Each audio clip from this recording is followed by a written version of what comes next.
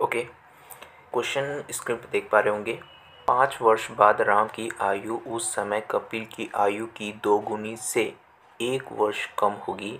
7 वर्ष बाद कपिल की आयु राम की वर्तमान आयु के 2/3 के बराबर होगी। राम और कपिल की वर्तमान आयु में कितना अंतर है? ठीक है, ये क्वेश्चन आया हुआ है। ठीक है, तो एज का क्वेश्चन है, इसको कैसे सॉल्व करेंगे देखिए। लिखा है 5 ईयर्स, 5 वर्ष बाद, यानी 5 ईयर्स आफ्टर। ठीक है, राम की आयु और कपिल की आयु।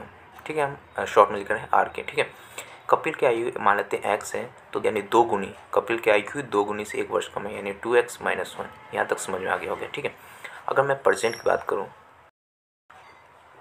बात करूँ तो क्योंकि ये 5 साल की बात हो रही है, तो पहले यानी इसमें से माइनस करना होगा। कितना? 5।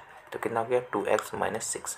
एक पहली माइनस से है और माइनस और 5 कर दिए तो 6, और इसमें भी 5 साल कम कर देंगे, यानी ये हो गया। यानी प्रेजेंट की बात हो गई। कि ना 7 साल बाद कपिल की आयु, तो इसमें +7 जोड़ देंगे। 7 साल की बात हो रही है, तो x + 2 हो गया। ठीक है, राम की वर्तमान आयु की 2/3 है। ठीक है, के बराबर है। ठीक है, तो यानी कपिल की आयु ये है।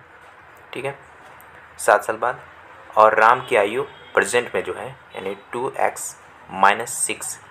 ठीक है, इसका 2/3 के बराबर है। ठीक है, तो अब सॉल्व कीजिए। 3x + 6 = 4x - 12। ओके, ये इधर चला गया, तो x की वैल्यू कितना हो गया? 18 हो गया। कपिल की आयु हमने निकाल लिया 18, क्योंकि अब वर्तमान में पूछ रहे थे, प्रेजेंट में यही है दोनों। ठीक है, तो इनमें अंतर बताना था। इसमें अंतर कितना है तो देख लीजिए। 2x - 6, अब माइनस करेंगे तो माइनस का x और ये प्लस का 5 हो जाएगा। ठीक है, यहाँ से कटेगा तो x और माइनस का 1, तो यहाँ से पुट कीजिए। x की वैल्यू 18 है, 18 में से गया तो 17। तो इन दोनों के बीच जो प्रेजेंट में जो एज है इन दोनों का, उसके बीच डिफरेंस कितना है? ओके, यही था आंसर।